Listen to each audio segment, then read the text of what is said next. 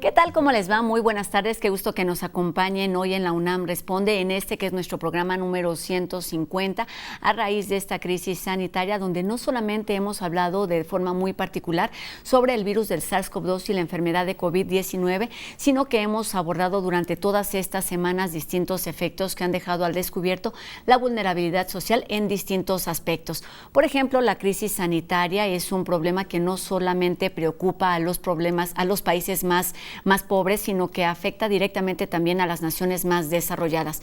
Solamente en México, y por darles una cifra, el IMSS reveló recientemente que al menos 1.2 millones de empleos formales se han perdido durante todos estos meses. Por supuesto, no son cifras alentadoras, pero ¿cuál es la situación de los mexicanos? ¿Cómo repercute esto en los bolsillos de las personas y de las familias? De esto estaremos hablando más adelante, también para hablar precisamente de cuáles son algunas opciones y de algunas alternativas. Además, es viernes, tenemos el reportaje de Flavio Florencio, seguiremos hablando sobre feminismo, tenemos recomendaciones culturales y un poco de humor. Quédense con nosotros durante los próximos minutos. Y comenzamos con las voces que nos dan un panorama de lo que ocurre en nuestro país, donde, se anunció a partir de las autoridades del Gobierno de México que para este cierre de año hay una nueva estrategia para atender esta crisis de salud, y es que los hospitales privados atiendan a las personas que sean contagiadas por la enfermedad de COVID-19 de forma gratuita. Comenzamos pues con este resumen nacional. Sabemos lo que significa en términos de la cultura el 1 y 2 de noviembre, lo que significa ir a celebrar a nuestros muertos, a los panteones, pero al mismo tiempo pues estamos en la pandemia y no queremos tampoco pues que a partir de las fiestas que se generen pues haya brotes de contagios. La pandemia sigue, tenemos que seguirnos cuidando, no es momento todavía de grandes fiestas. Hemos establecido por primera vez una sólida instancia de coordinación entre todas estas dependencias para impulsar acciones de prevención y protección de las mujeres cuya vulnerabilidad se vio incrementada por la necesidad de quedarse en casa y tener que hacer frente a situaciones de tensión en el seno de sus mismas familias.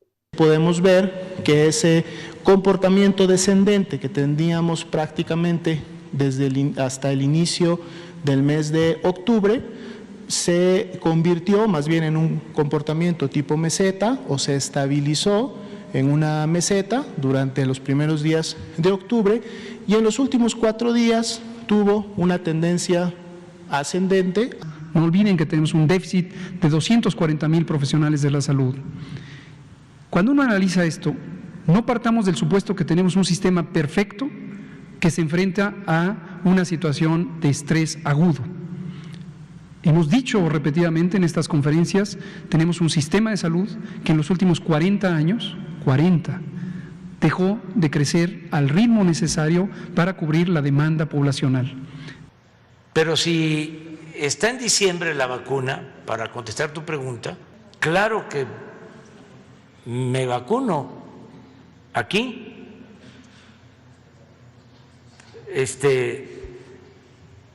Siempre y cuando los médicos decidan de que me corresponde, ahí podría yo entrar. Y la vulnerabilidad, si se tiene una enfermedad crónica, también ahí entro porque pues soy hipertenso. Pues sí, como era de esperarse, este año extrañaremos esta gran celebración de los mexicanos que es el Día de Muertos, entre ellos, por supuesto, la visita a la mega ofrenda universitaria. Pero estas medidas están acordes con lo que ocurre en otros países y en otras naciones. Por ejemplo, a partir de este 17 de octubre en Londres se prohíben las reuniones en espacios cerrados, aún entre familiares y amigos, y aunque sean muy pocas personas. Esto como parte de las medidas para evitar que sigan aumentando los contagios. Vamos enseguida con un panorama de lo que ocurre por COVID-19 en el resto del mundo.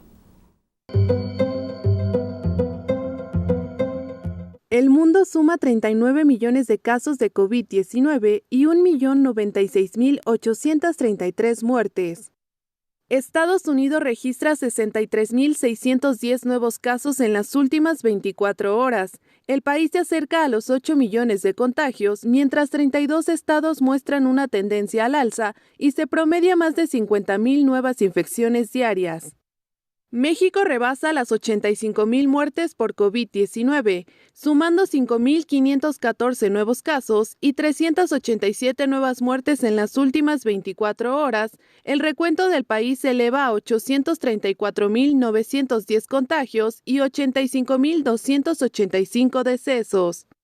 Rusia informa un aumento récord diario con 15.150 nuevas infecciones. El país registró su segunda posible vacuna contra la COVID-19 bajo el nombre de Epic-Vac Corona. Lancashire, en el noroeste de Inglaterra, se someterá a estrictas restricciones después de pasar al nivel 3 de alerta COVID-19, el más alto del país. Polonia registra su mayor número diario de muertes, con 3.440 fallecimientos. República Checa reporta nuevo récord por segundo día consecutivo, con 9.721 nuevos casos.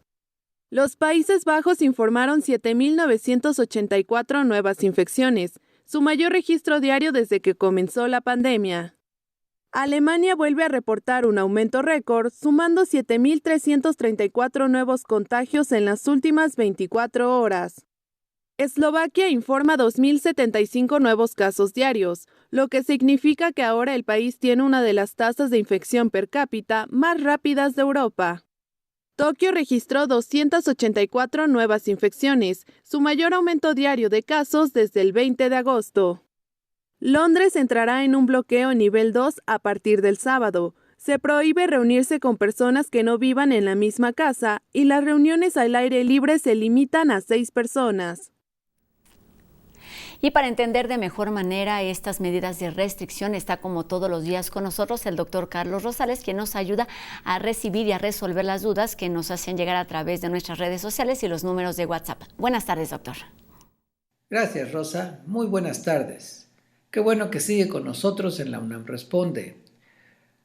Nuestro público nos pregunta, ¿hasta cuándo seguirán las restricciones y cuándo regresaremos a la normalidad? Es muy difícil tratar de contestar esta pregunta, pero podemos tomar de guía lo que dijeron 511 epidemiólogos en una encuesta que se publicó en el New York Times. Estas personas que conocen cómo se desarrolla una enfermedad infecciosa nos dicen que ellos se sentirían a gusto en actividades como ir al médico para una cita no urgente o ir a la peluquería en un tiempo cercano, en un futuro cercano. Les gustaría a la mayoría de ellos esperar hasta el próximo año, o sea, entre 6 y 12 meses a partir de ahora, para actividades como asistir a una cena pequeña, enviar a los niños a la escuela, trabajar en una oficina compartida, visitar a un familiar o amigo de la tercera edad, viajar en avión, comer en restaurante y hacer ejercicio en un gimnasio. La mayoría de ellos también nos dice que preferiría esperar más de un año para saludar a otra persona de mano, salir con alguien que no se conoce, dejar de usar la mascarilla y asistir a conciertos o eventos deportivos en conjunto. Todo esto nos dice que las diferentes actividades, entre más riesgo tengan, los epidemiólogos prefieren postergarlas lo más posible.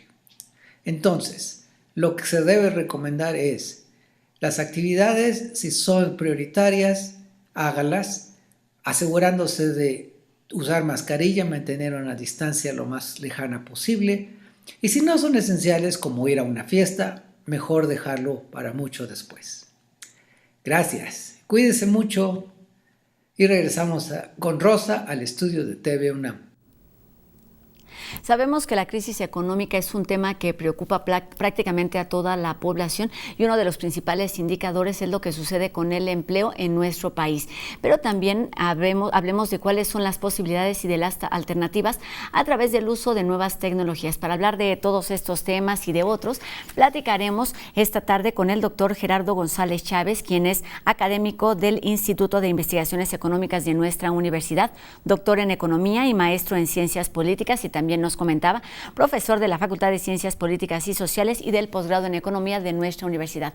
¿Cómo está, doctor? Buenas tardes, un gusto saludarlo y qué bueno que está aquí con nosotros en este espacio para darnos un poco de claridad con respecto a este tema. Muchas gracias por la invitación. Es un gusto estar con ustedes hablando, como decíamos, de este tema tan complejo. Exactamente, Pues un tema complejo del que sirva de algo en nuestros comentarios. Seguramente así será, doctor. Ustedes tienen más claridad y lo que intentaremos durante los próximos minutos es precisamente, digamos, generalizar toda esta información y entenderla en los sectores o a distintos niveles. Y la primera pregunta, que es obligada, me parece, es cuáles son o cuáles están siendo hasta el momento las repercusiones en términos económicos por esta crisis de salud, doctor. Bueno, sí hay que tener en contexto que desde el 2018, finales del 2018, se perfilaba una crisis económica que desgraciadamente se vinculó a la crisis de salud de finales del 2019, en donde los mercados laborales de todo el mundo dejaron decenas de miles de trabajadores sin empleo, millones de personas se quedaron fuera de la actividad y muchas ocupaciones enfrentan un futuro todavía muy incierto. Las medidas de distanciamiento social pusieron en peligro los empleos que exigían presencia física en el lugar de trabajo e interacciones personales. Se produjo una menor demanda de trabajo y muy probablemente, aquí metemos el tema de la tecnología, se da la sustitución de mano de obra por robots y aplicaciones digitales. Situación en la que el trabajo no calificado, que es la mayor parte, resulta más afectado. En tanto, el trabajo más calificado tuvo una mayor complementariedad con la tecnología, y muchos de ellos sí son susceptibles de realizarse a distancia, particularmente al contar con mejores condiciones para trabajar desde su casa. En el caso de México, provocó, como ya lo señalaban en la introducción, un desempleo acumulado del 13 de marzo al 31 de junio de 1.181.117 trabajadores formales asegurados en el Instituto Mexicano del Seguro Social. De más de 20 millones de trabajadores afiliados al IMSS, se reportaron en este mes 19.499.856 personas, producto de la suspensión de las actividades decretadas para contrarrestar los efectos del contagio del virus causante de la enfermedad del COVID-19. Se debe agregar los despidos y cancelación de actividades de los trabajadores informales, que fue superior a los 2 millones de afectados. Podríamos ahí dar esta parte de la introducción, y esta situación de la incorporación de las nuevas tecnologías, en donde los robots de nueva generación son una tecnología que incorpora la inteligencia artificial, los sensores y controladores inteligentes y el aprendizaje de las máquinas, lo que permite desarrollar una nueva generación de robots que están capacitados para realizar todo tipo de tareas, desde las repetitivas hasta las creativas, mostrando incluso cierta capacidad de aprendizaje. Es decir, desempeñan tareas cognitivas que antes solo podían realizar los seres humanos. Entonces, en este sentido, podríamos, abordar el problema de las otras formas de trabajo que se han, digamos, desarrollado algunas e intensificado otras con las nuevas tecnologías. Exactamente, es importante, no sé si... me parece importante resaltar esto que nos acaba de mencionar, doctor, la situación que estamos viviendo en cuanto a la crisis económica, digamos que se ha acentuado durante esta pandemia, pero digamos la recesión y las complicaciones en términos de finanzas y de empleo, pues es una situación que ya se venía arrastrando en nuestro país. Considerando estos dos elementos, estas dos realidades que ya de por sí, como decíamos, se vivía en nuestro país, es importantísimo hablar del empleo como un elemento que puede ayudarnos a entender cuál es la situación de los mexicanos, a qué nos enfrentamos, considerando precisamente estas nuevas formas. ¿Qué tan útiles, qué tan benéficas son en cuanto al uso de tecnologías, cuando también podemos pensar y considerar que gracias a estas herramientas hay algunas o muchas personas que pierden su empleo, doctor? Sí, la pandemia lo que vino a mostrar fue pues una serie de deficiencias, ¿no?, que ya veníamos arrastrando durante, lo decía ahorita el subsecretario de Salud, ¿no?, de más de 40 años. Esto tiene que ver con el problema del empobrecimiento de la población. Los datos que nos dan el Coneval es que más del 50% de la población mexicana se encuentra en pobreza y pobreza extrema. De tal manera que cuando uno ubica en este momento la posibilidad de trabajar con las nuevas tecnologías, pues resulta que la mayor parte de la población, nos dice el presidente que es alrededor del 70% de la población, que se encuentra desconectada, es decir, no tiene posibilidades de acceder a Internet. Y en las condiciones actuales que estamos desarrollando las actividades en el caso de la educación, pues nos enfrentamos a este problema de, por un lado, bajos recursos de la mayor parte de las familias de nuestro país, y por otro lado, la incapacidad técnica para poder atender las demandas de infraestructura, y prueba de ello ha sido que se han colapsado las formas de comunicación. Incluso esta que estamos utilizando el día de hoy, constantemente, en mi caso, constantemente hay interrupciones porque se cae el sistema. Estuve varios días sin internet porque no había servicio.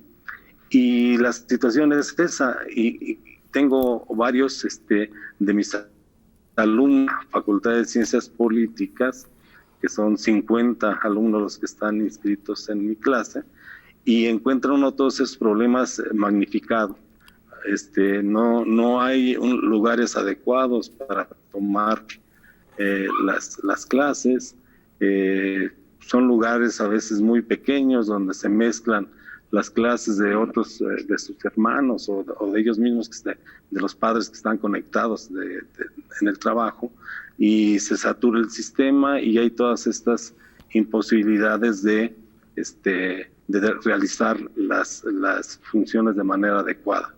Sin embargo, también la parte, digamos, ventajosa de esta realidad o de esta nueva realidad es precisamente esta. Tenemos ahorita ya la posibilidad de que los profesores de la UNAM de mi edad y que tenemos algún agregado de salud podamos realizar este tipo de, solamente se podía hacer de manera presencial, desplazándose a las instalaciones de UNAM o a Radio UNAM para estar presentes y poder participar.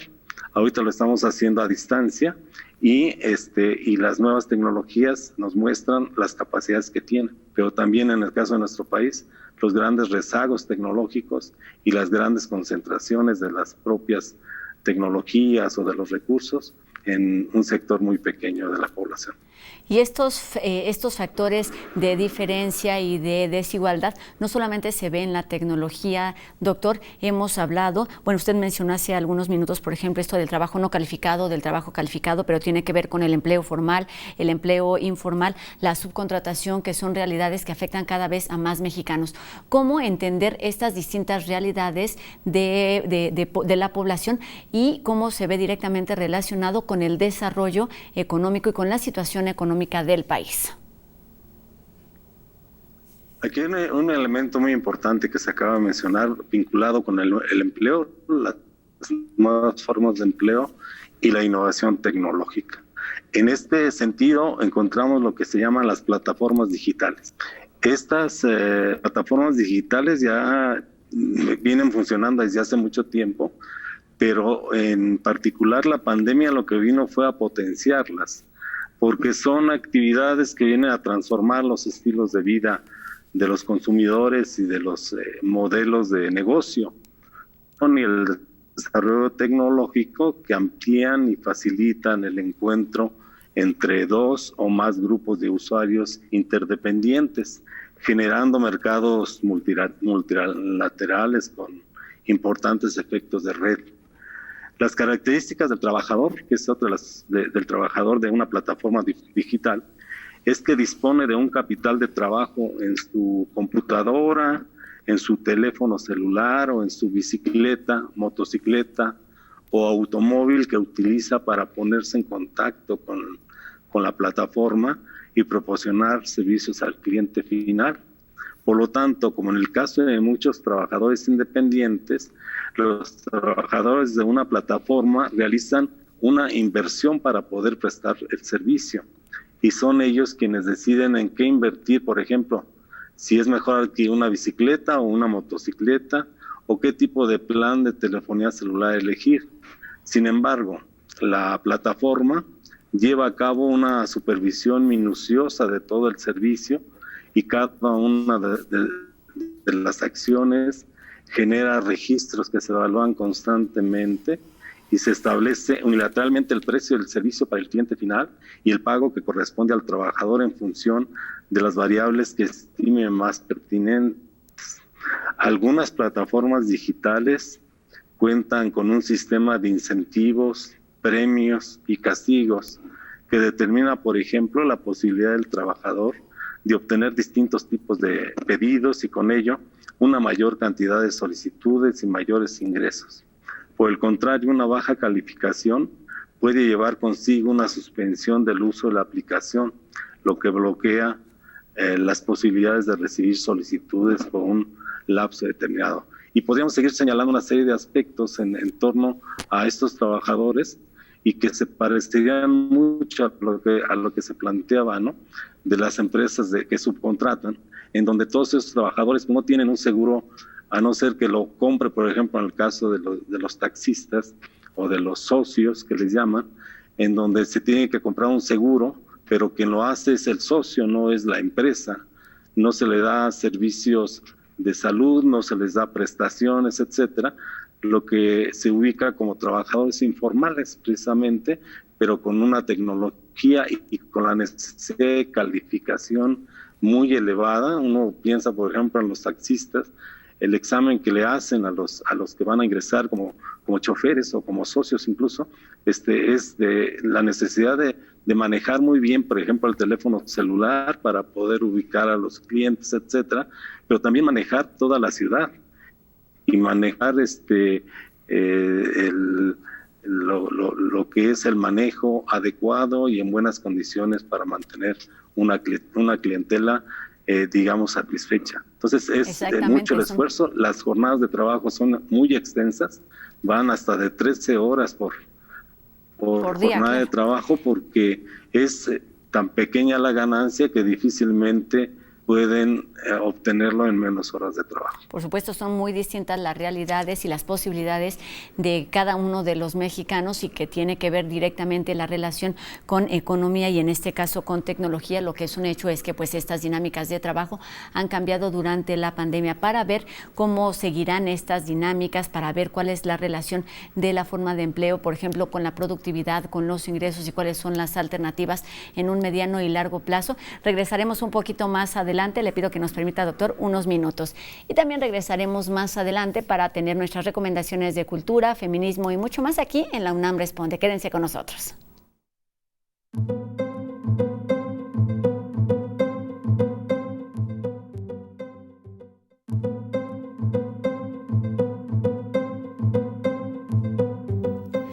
gusto que estén con nosotros aquí de nueva cuenta. Regresamos a la UNAM Responde y les pregunto qué les gustaría hacer este fin de semana. Visitar exposiciones, tener talleres, asistir a alguna clase. Vamos enseguida con algunas opciones que les preparamos para este fin de semana.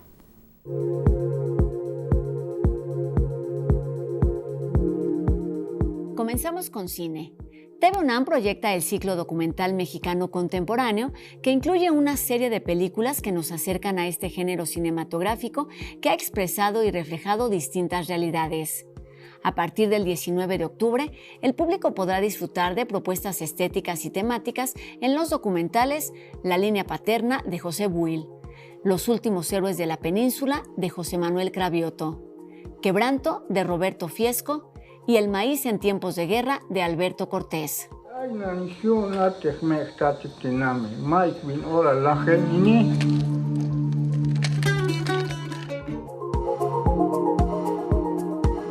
Puedes seguir aprendiendo a través de los talleres que ofrece nuestra universidad, dirigidos a docentes y mediadores de lectura. Elementos esenciales de la mediación de lectoescritura en el aula comienza este 19 de octubre y presenta a la lectura y a la escritura a través de herramientas que pueden utilizar los docentes para desarrollar habilidades entre los alumnos a partir de propuestas de distintos autores. Tiene como objetivo mejorar estos procesos entre la comunidad escolar.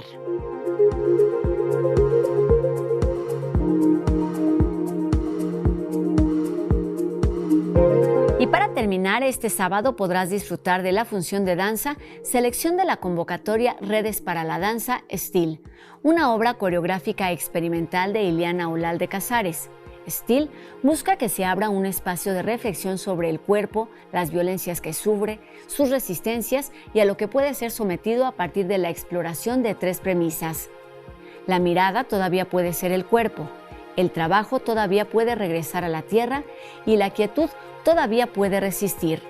Esta obra propone analizar el tiempo, el paisaje y la naturaleza a partir de las acciones que tienen el cuerpo y la imagen.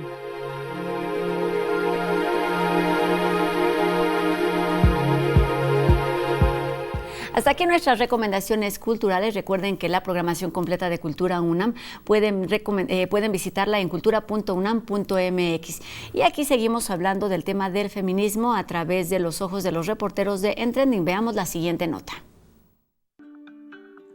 Los levantamientos feministas contemporáneos, que han tenido un boom en los últimos 5 años debido al lamentable incremento de feminicidios en México, han conseguido algunos logros en materia legal que es importante reconocer, porque no solo son para la protección de las mujeres, sino para la protección de todos los mexicanos. En 2019 se aprobó la Ley Olimpia, un conjunto de reformas realizadas a los códigos penales de los estados de la República, así como a la Ley General de Acceso de las Mujeres a una Vida Libre de Violencia, en la que se reconoce a la violencia digital como un delito. La ley sanciona el acoso digital, amenazas, vulneración de datos e invasión a la privacidad, así como difundir, reproducir, compartir, crear o comercializar contenido sexual como fotos o videos de una persona sin su consentimiento. La pena va de 1 hasta 13 años de prisión, dependiendo la entidad federativa y la conducta realizada. Tras la marcha en el Día de Acción Global por la Despenalización del Aborto, el 28 de septiembre del año pasado, el estado de Oaxaca logró convertirse en la segunda entidad del país en despenalizar el aborto. En noviembre de 2019, tras las masivas protestas feministas que tomaron el centro de la Ciudad de México, la jefa de gobierno decretó la alerta por violencia contra las mujeres. A raíz de esta medida, se creó un registro público de agresores sexuales, una base de datos públicos donde quedarán registrados los nombres y las fotografías de las personas que sean sentenciadas por los delitos de feminicidio, violación, turismo sexual y trata. Los agresores quedarán inscritos en el registro entre 10 y 30 años según la gravedad del delito. En mayo de este año, la ley Ingrid fue aprobada. A raíz del feminicidio de Ingrid Escamilla, ocurrido el 9 de febrero y luego de la filtración de material fotográfico de su muerte, se presentó una iniciativa al Congreso capitalino para crear el artículo 293, con el que se busca sancionar a servidores públicos que filtren imágenes, archivos o información de una carpeta de investigación abierta. La sanción por violar esta ley va de los 2 hasta los 16 años de prisión. Las protestas feministas realizadas en los últimos años han logrado hacer más visible la violencia de género contra las mujeres y la necesidad de acciones de los gobiernos ante una problemática tan dañina para la sociedad. Pues sí, ojalá todas estas iniciativas y todas estas propuestas den resultados prontamente en nuestro país. Y terminamos la semana conociendo la creatividad y el ingenio de los chicos de No Memes para este viernes. Ya sabían que No Memes y la UNAM Responde unen fuerzas para darles lo mejor del cibermundo con un toque de humor. Aquí va un ejemplo.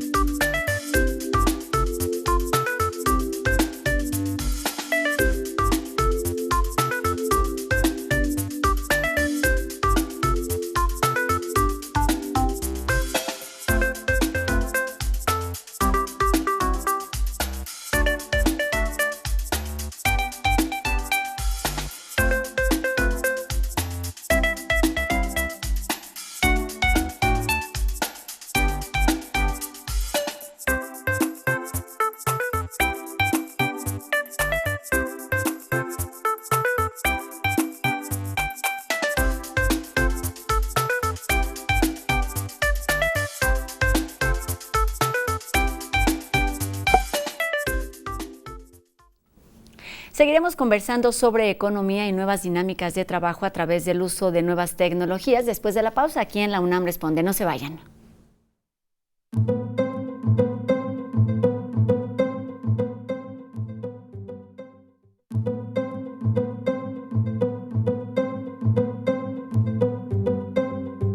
Qué gusto que continúen con nosotros en este último bloque de la UNAM Responde y comenzamos hablando de esas mujeres que han destacado en el feminismo y sus logros en esta lucha social. A través de los chicos de Trending, veamos. A lo largo de la historia, muchas mujeres han luchado por abrirse espacio en un mundo que parecía ser dominado por hombres. Gracias a su constancia, dedicación y fortaleza, rompieron los esquemas en distintas épocas, consiguiendo hacer frente a las desigualdades y la discriminación. En el ámbito científico, Marie Curie destacó por sus investigaciones sobre radioactividad y el descubrimiento de los elementos radio y polonio, haciéndola merecedora del Premio Nobel de Física y Química respectivamente, convirtiéndose en la primera persona en recibir 2 galardones en distintas especialidades, además de ser considerada la madre de la física moderna. Valentina Tereshkova es otro gran ejemplo de mujeres destacadas. Fue la primera astronauta en viajar al espacio al ser elegida entre cientos de personas para pilotear la nave Vostok 6 en 1963. En México, Matilde Montoya logró vencer los obstáculos que se le presentaron para ingresar a la Escuela Nacional de Medicina. A pesar de las críticas y difamaciones, pues era la única mujer en esta carrera, se convirtió en la primera en alcanzar el grado académico de médico en nuestro país. Su legado ayudó para que las mujeres tuvieran acceso a la educación profesional. En 1923, Elvia Carrillo Puerto se convirtió en la primera diputada mexicana y desde su curul hizo evidente la necesidad de que las mujeres tuvieran acceso a la educación, derecho a la salud y acceso al voto. En los deportes, las mujeres también han conseguido abrirse territorio. Hoy más niñas practican deporte en todo el mundo, se han conseguido importantes marcas y récords por parte de las deportistas y cada vez más mujeres ocupan puestos de gestión en federaciones, ligas y clubes. Ejemplos recientes son los de Viviana Steinhaus, quien en 2017 se integró al arbitraje de la Bundesliga, y Ada Hegerberg, primera futbolista en ser reconocida con un Balón de Oro en 2018. En la industria del cine, Alice Guy Blaché es considerada como la primera directora cuyo trabajo fue pionero en el uso de los efectos especiales, y gracias a ella surgió el lenguaje cinematográfico. Si bien poco a poco se ha comenzado a abrir la brecha y cada vez más actrices, camarógrafas, directoras y guionistas han obtenido reconocimiento por su trabajo, aún falta mucho por hacer. Apenas en 2010, Catherine Bigelow se convirtió en la primera mujer en conseguir un Oscar en la categoría de Mejor Director en los 92 años de historia de esta premiación. Actualmente, la activista pakistaní Malala Yousafzai, la tenista Serena Williams o la directora de orquesta Alondra de la Parra son otros tantos ejemplos de mujeres que hoy en día están rompiendo con las barreras de género. Como ellas, científicas, políticas, empresarias, profesoras, artistas y muchas mujeres más trabajan desde su trinchera por un mundo cada vez más justo e igualitario.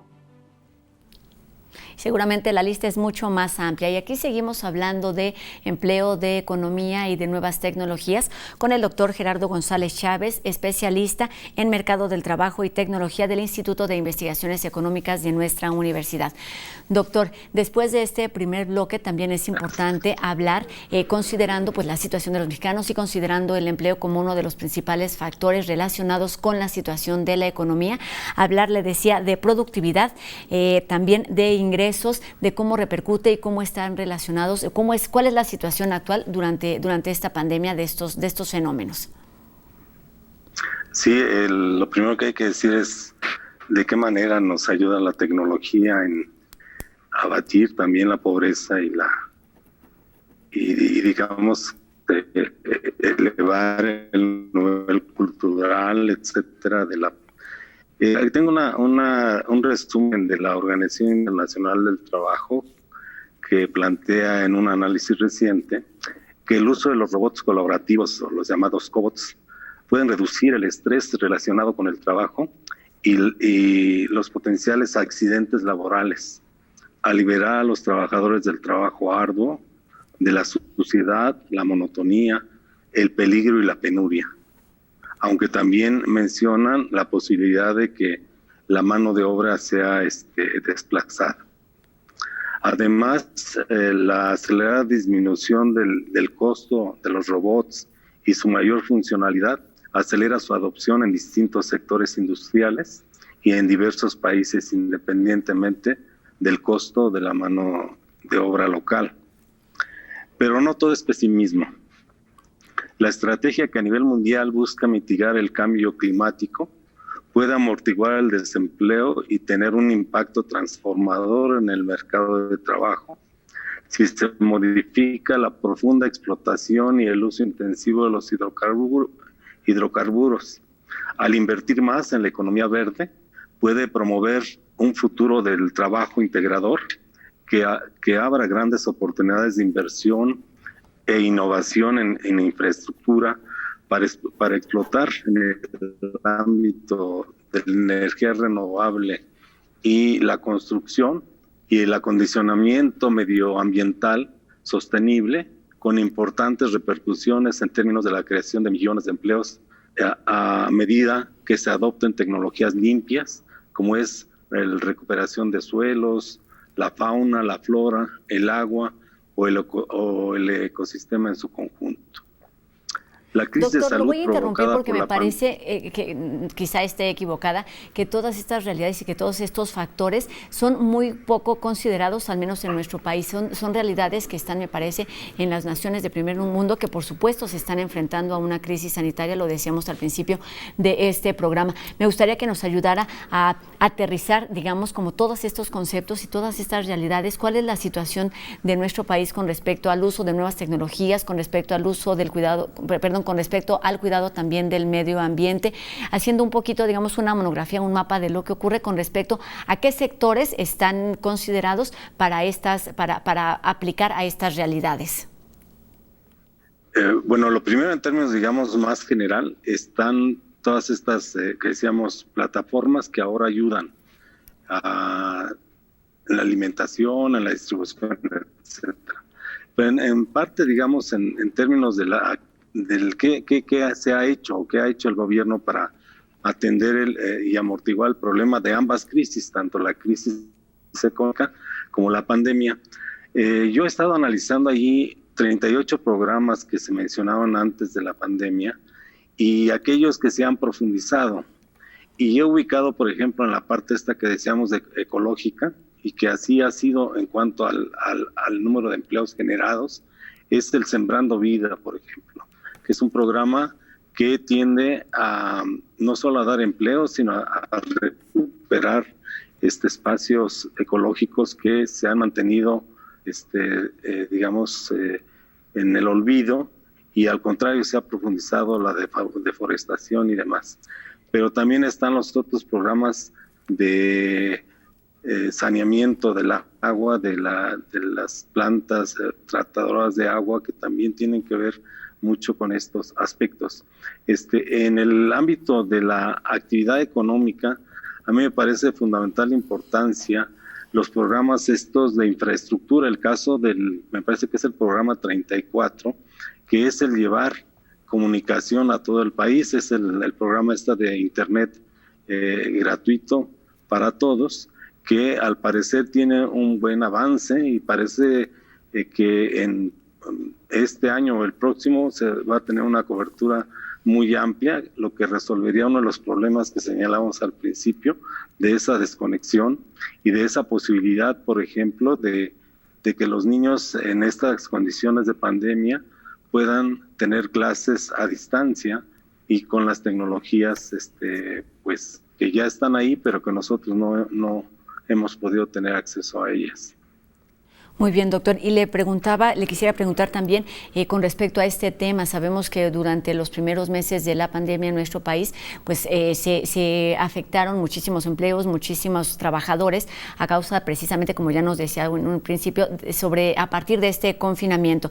En este momento que estamos en una etapa de reapertura paulatina, ¿cómo lograr un equilibrio con la reactivación económica para que al mismo tiempo pues las familias se vean beneficiadas y cuiden su salud?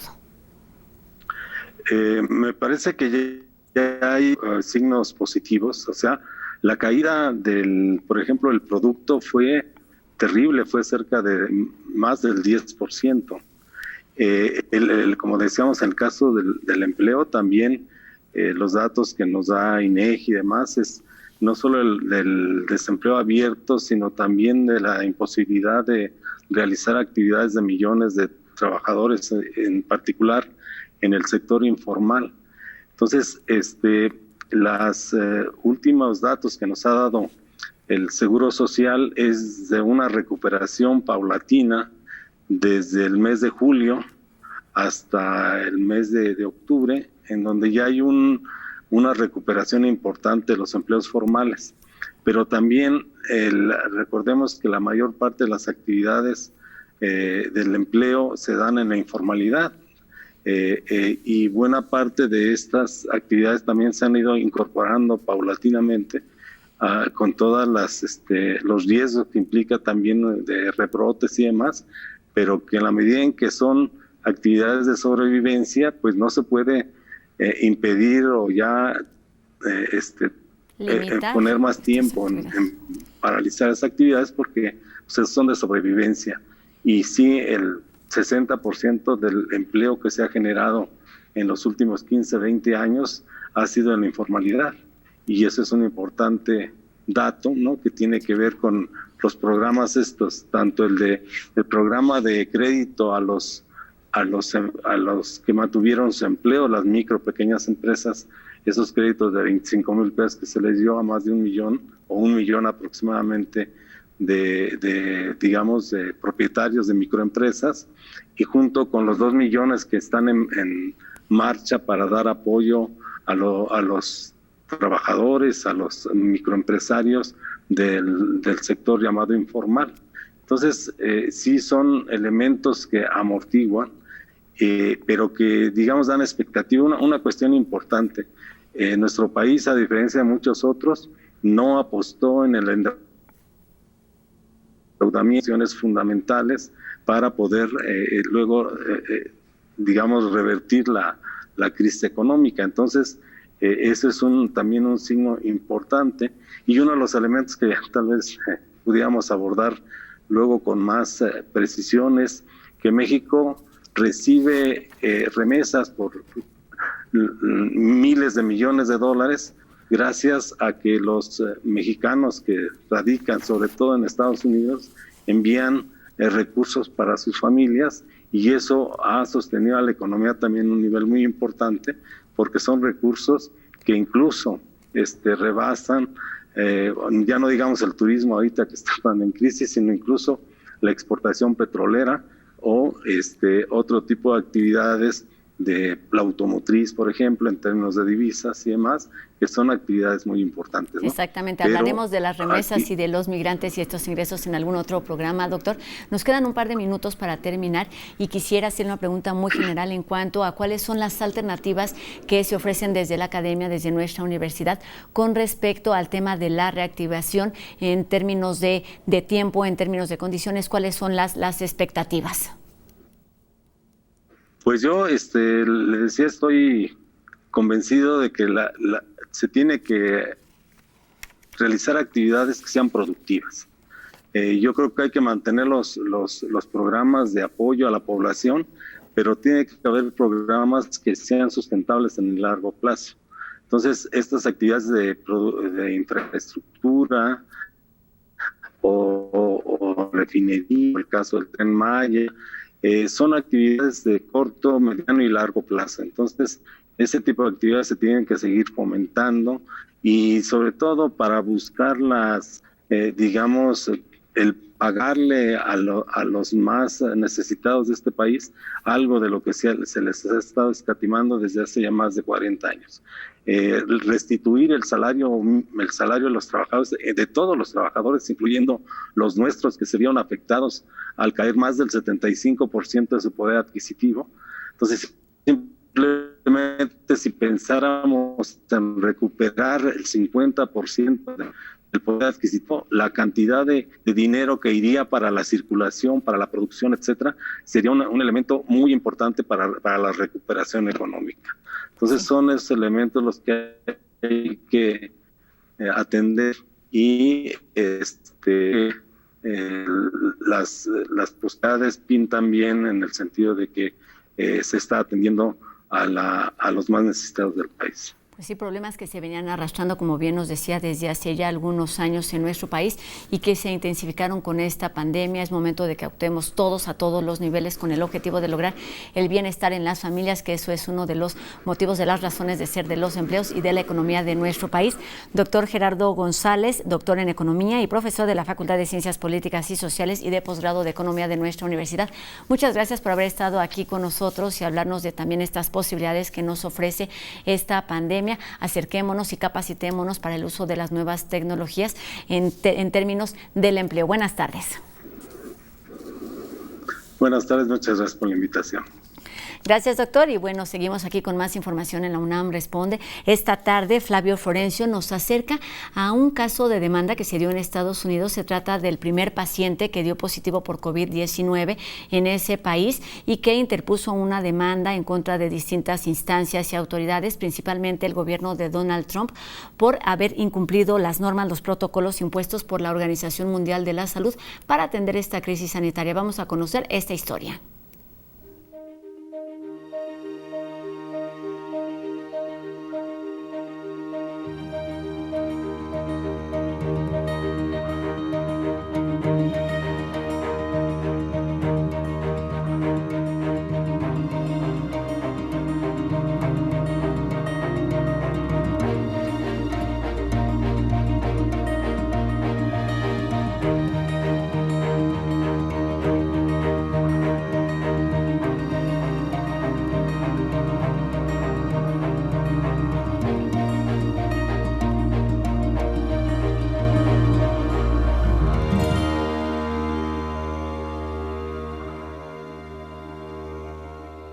Bueno, Rafael, sin duda, un momento que no te esperabas que ibas a atravesar, un momento muy duro, tener que despedirte de tu mamá por videoconferencia. Y desde ese instante, desde ese momento que, como tú dices, estamos en abril hasta el mes de octubre, tú regresas a Tucumán y viene esta noticia también que inicias una demanda contra Donald Trump. ¿Nos puedes explicar un poquito mejor tu demanda? Sí, mirá, yo creo que tiene que ver con una generación como algo muy propio, muy mío, de generar conciencia, ¿no? De todos los aspectos que tenían que ver con esta pandemia, que son multilaterales, que no pertenecen, digamos, al ámbito de un país líder o del otro, sino que así como los ciudadanos somos un poquito más responsables, un poquito menos, uno usa el barbijo, el otro no, la distancia social, esas cosas que conocemos en todo el planeta. Así hay países más responsables, otros no tanto. A mí me tocó Estados Unidos. Ese es mi caso. Entonces, lo que un comienza siendo como algo, digamos, como lema, porque muchas veces me lo han dicho, como que suena un poquito absurdo, como que sonaría como una locura, por estas cosas de los extractos de poder. O sea, ¿quién sería yo para denunciar al gobierno de Estados Unidos en la persona del presidente? Cuando yo fui tomando conciencia de todo esto, me fue quedando muy claro de que la denuncia penal no solamente valía la pena realizarla por la jurisprudencia que se puede generar en este caso, sino que era absolutamente lógica. Y con esta demanda, aparte de sentar jurisprudencia, ¿qué esperas lograr? Sí, se trata del delito de lesa humanidad.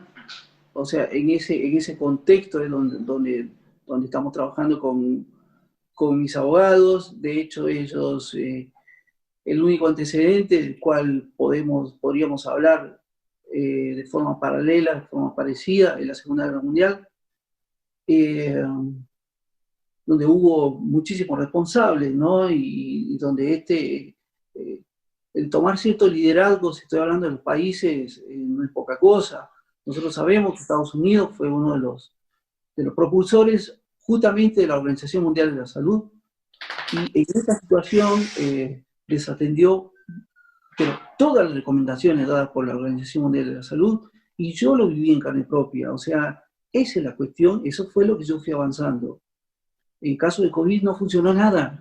O sea, llegué al aeropuerto, no había alcohol en gel, no había control de la temperatura, nada, pero absolutamente nada de una información que sabemos que los países centrales la tenían desde fines de diciembre del 2019, COVID-19. Entonces, hay muchas razones para impulsar esta demanda. En este caso, yo demando al gobierno de Estados Unidos por delito de lesa humanidad por omisión. La omisión está referida a no haber cumplido ninguna de las recomendaciones realizadas por la Organización Mundial de la Salud, y por no tener ni un plan en desarrollo, ni nada que hubiera cumplido, digamos, con las necesidades de la sociedad en ese momento y en esas circunstancias dadas de la pandemia. Claro. Y me imagino, estaba leyendo mucho en noticias, ¿no? Y tu abogada Camila Jácono aseguraba que esta denuncia podría sentar un precedente para otros casos de contagios importados, mortales, ¿no? Como los de tu mamá y tu tía. ¿Esto también es una razón por la cual impulsaste esta demanda? Sí, la cuestión no es que sea un caso, la cuestión es que sean muchos casos. Lo que en este caso necesitamos, creo yo, es que estas situaciones no vuelvan a pasar. Eso es lo que sienta jurisprudencia, no simplemente aquello que quede escrito en un papel, sino que haya como todo un aprendizaje como sociedad planetaria, en este caso, de que esto no suceda más. Rafael, y para concluir, también leía que uno de tus objetivos de ese viaje era reencontrarte con tu mamá, pasar un tiempo más largo y tal vez establecerte, ¿no? Como lo tenía tu mamá, con una residencia en Estados Unidos. Luego te pasó esta tragedia familiar. ¿Y ahora en qué momento estás? ¿Cómo ves tu futuro? ¿Sigues con tu plan de volver? ¿Te vas a enfocar en la parte legal? ¿Cómo es tu vida en este momento en la ciudad de Tucumán? Sí, no lo sé porque, no sé, como que la vida te hace un relato paralelo a ciertas circunstancias que te van pasando, ¿no? Vos viste que la pandemia nos da yo creo que no es un absurdo lo que yo estoy viviendo, ¿no? Todos estamos viviendo una situación en la cual más vale hacer proyectos más chicos, ¿no? Más vale enfocarnos en situaciones que podemos manejar. Eso es justamente lo que a mí me está pasando. Yo trabajo... Bueno, igual llevar a Donald Trump a la corte y al gobierno de Estados Unidos no es un proyecto muy chico. Es cierto, es cierto. Rafael, y para terminar esta entrevista... Vamos por todo, entonces, vamos por todo. Rafael, y para terminar esta entrevista y no quitarte más tiempo, ¿cuáles son tus expectativas de esta demanda que acabas de iniciar? Yo busco que muchas circunstancias no vuelvan mucho más a pasar, porque, bueno, me pasó en carne propia y es mi propia historia.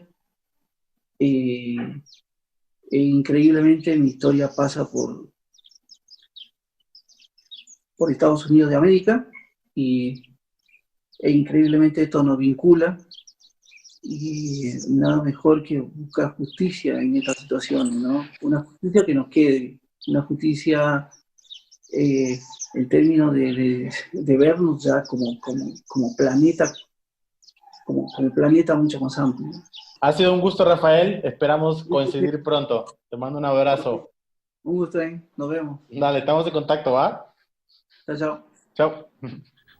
Pues se puede hablar de muchas incertidumbres, de falta de información, pero lo que vale la pena es crear conciencia y crear o asumir nuestras responsabilidades en todos los niveles. Y con esta historia terminamos hoy nuestro programa, que es el programa número 150. Agradecemos a todas las personas que nos han acompañado durante todas estas semanas, van 30 semanas. La misión continúa, la pandemia continúa. Agradecemos también a todas las personas que lo hacen posible, desde sus hogares, desde las personas que trabajamos aquí en Ciudad Universitaria, también, por ejemplo, las personas de máster. Gracias a todos ustedes. Seguimos leyendo también sus comentarios y dudas que nos hacen llegar a través de nuestras redes sociales y los números de WhatsApp, que por supuesto después de 30 semanas ya conocen. La misión continúa, les digo, así que tenemos una cita el próximo lunes completamente en vivo a las 2:30 de la tarde por TV UNAM. Mi nombre es Rosa Brizuela. Adiós.